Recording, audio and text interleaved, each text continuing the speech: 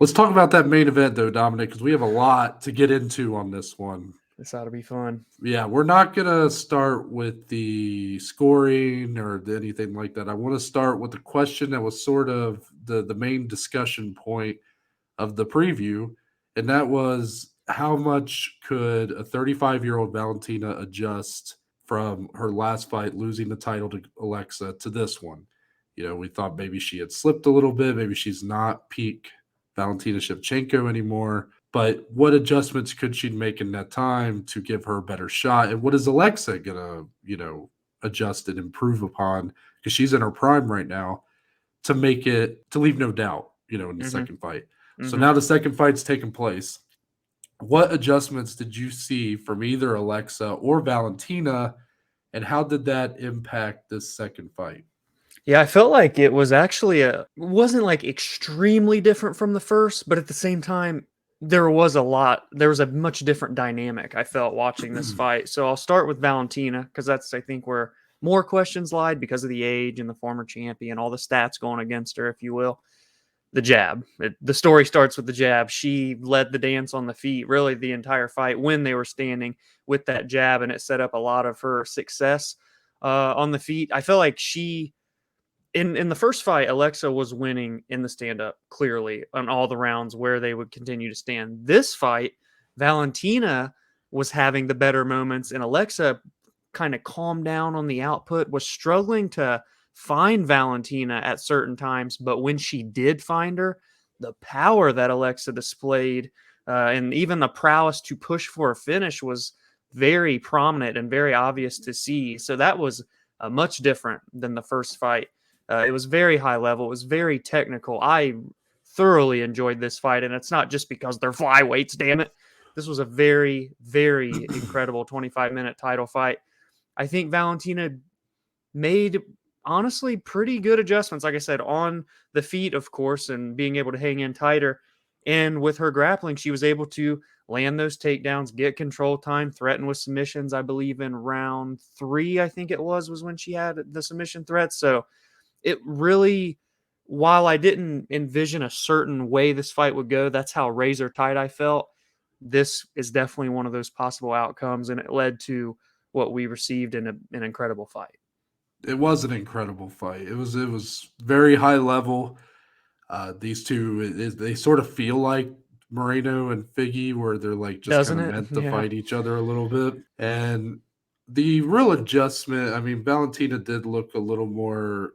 I mean, she was more competitive on the feet. You said she got the better of it. I mean, I might push back against that a little bit, maybe for in terms of volume, but Yes. I think you can't take away those moments for Grasso. Like she kind of had. I mean, she dropped Valentina in round 2. That was the biggest moment in the stand up period. So Mm-hmm.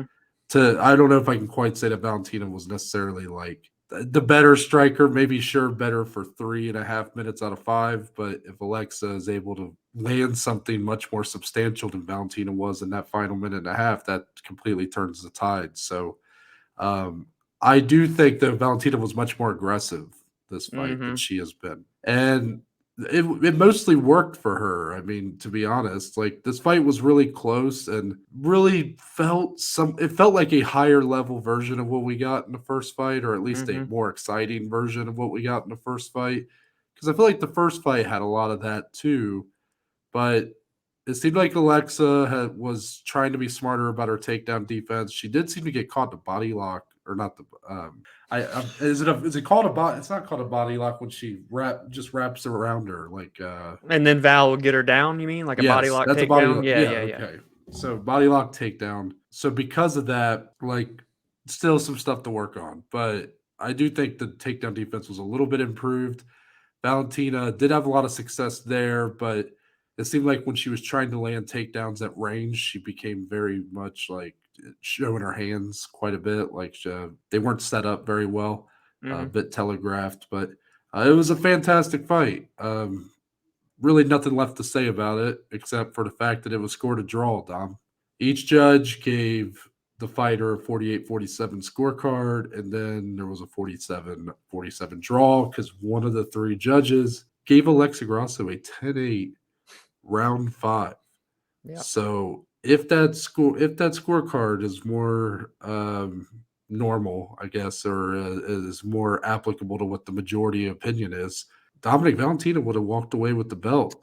Yep. So what do you think about all that? There was not a round in this fight that was sniffed a 10-8, to be quite honest. Even a round where Alexa dropped Valentina didn't sniff a 10-8. So Mm, if that doesn't, then there's no shot that the fifth round was a 10-8 round. Valentina was winning that round and looking like she was going to win the fight. And then Alexa, much like the first fight, took advantage of a slight opening that Valentina presented, took the back, threatened with a rear naked choke. Again, much like the first fight, this time didn't obviously get it. And I guess because she was close to finishing the fight, that's the only thing I can justify is why Mike Bell gave this a 10-8 round. Well, in that case, go back to round 3 when Valentina had Alexa in multiple submission attempts and was close to finishing the fight. You should score that round a 10-8 as well, and he didn't. So that was an egregious scorecard. That's crazy talk. This was a clear 3-2 for either or. I felt like the fourth round was the round that was very hard to determine. It was very much half and half, and that's where it came down for me. I didn't even really at the end have a score in mind. I'm like, you know what, 3-2, I'm fine with it either way. There was one where I truly couldn't choose, and there was a moment where it took a while to get Bruce in, and you always know that's kind of like, well, definitely getting a split, right? At least the mm. scorecards are going to be a little bit all over the place. And I saw that clip going around on Twitter where you can see Sean Shelby in the background and he goes, "What the fuck?" And I felt like I saw that in real time, but didn't like process it enough. And then when the scorecard got read off, I couldn't help but think, oh, that makes sense why he may have acted that way. So it was just kind of weird vibes the second Bruce came into that cage.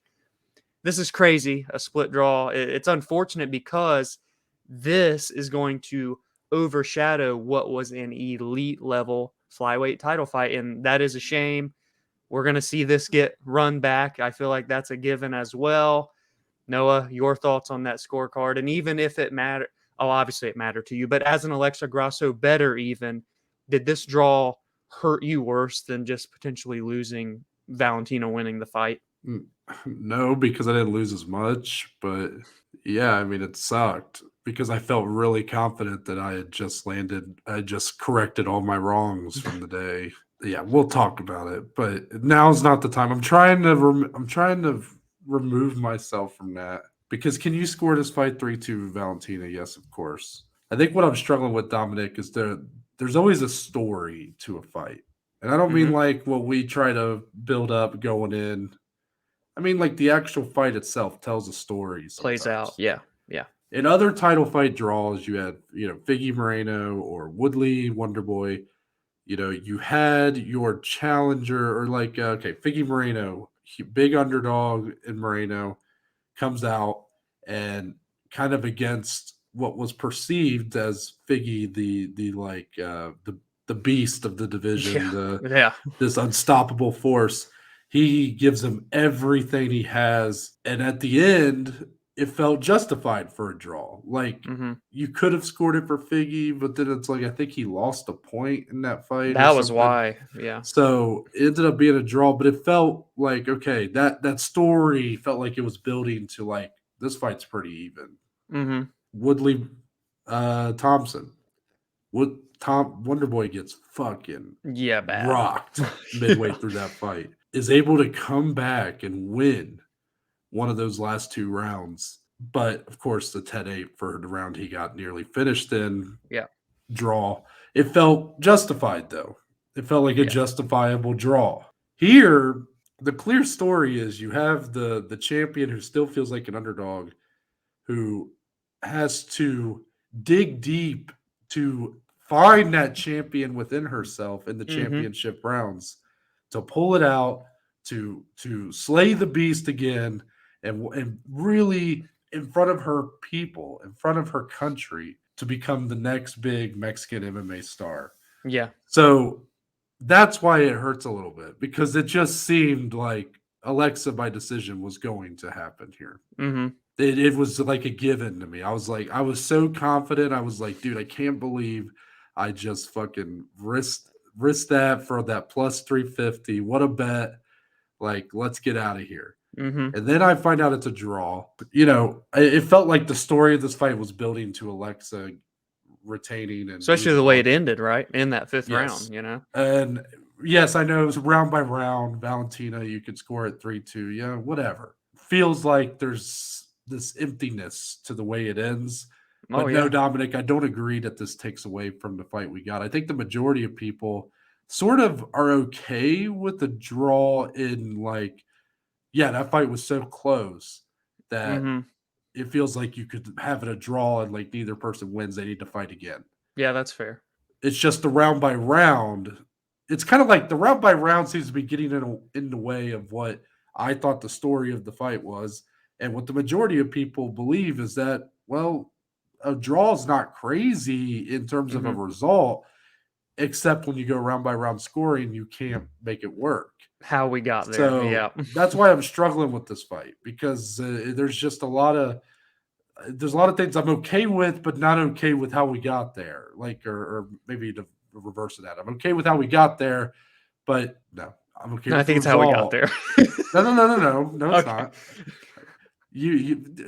We're okay with the result, but not how we Okay. got there. Okay. Okay. Like, it just seems like, okay, a draw seems fitting for the kind of fight we got. It also seems a bit doesn't make sense on score Right. by score basis. Yeah. You Yeah. know what I'm saying? Does that make sense? I'm following along. Yes, for sure. Okay. Anything you'd like to add about like what I mean? I'm kind of at a loss for where to even go from here, Dominic. I need you to lead a little bit for this one. I think it left the division in what was looking very good, and it felt like we were kind of approaching clarity in terms of this fight gets over with. We've got Aaron waiting in the rings. Manon Fior then kind of there. Taylor Santos is still there. But now it's obviously held up for what'll be at least another half a year, I would imagine. They hinted on the broadcast that they are trying to go back to Mexico in 2024. I could see this fight very much so taking place in Mexico for the third time around. And then, therefore, the rest of the division is kind of waiting. It's a good thing we do kind of have, if you will, two number one contenders. I didn't want to necessarily see them fight themselves, but it seems like that's probably what's going to happen now with Aaron and Manon. You're right though. Like this fight was so good. They're like, oh, we're getting a third one. Damn. Like I'm not going to complain because it's going to be another great fight. I would have to imagine. And you're right. Like it feels much like Moreno and Figgy, two people, but on this earth, did all these things, got to where they are. They meet, and now it's like their paths can't untangle. They have to just keep fighting to really end what is now going to Right. become not only this trilogy but a very good rivalry. This is a historic type of setup here that we've not seen in the UFC in women's divisions, really. I mean, Amanda and Juliana fought twice. That didn't really feel like a rivalry, though, to be honest. It was just kind of like, oh, this fluke win. Amanda comes back, proves a point, dominates her in the second fight. What else have we even Wait, seen? Like Valentina and Amanda fought twice. Amanda and Juliana didn't feel like a rivalry? Like it did, but not to the degree that this is. This is like the highest of competition. Yeah, The this is way a that they competitive fight. rivalry for Yes, sure. exactly. Yeah, okay. Because I mean, I guess there's people that viewed Grasso's win as a fluke. I didn't personally view that first win as a fluke. If you watch that fight, she was very much in that fight. It was very close. So the way in which they happened were way different. So this is a very historic type of landmark for women's mixed martial arts, for the UFC women's divisions. And so for that reason, I can be okay with seeing this again. And like it was so close, we got a draw. Let's go see if someone can really put it away in the third fight. Yeah, but what happens if Valentina wins and it's a very close decision? We get another quadrilogy to then relate even more to Figgy and Moreno, and then we'll go from that's where we're headed probably. there.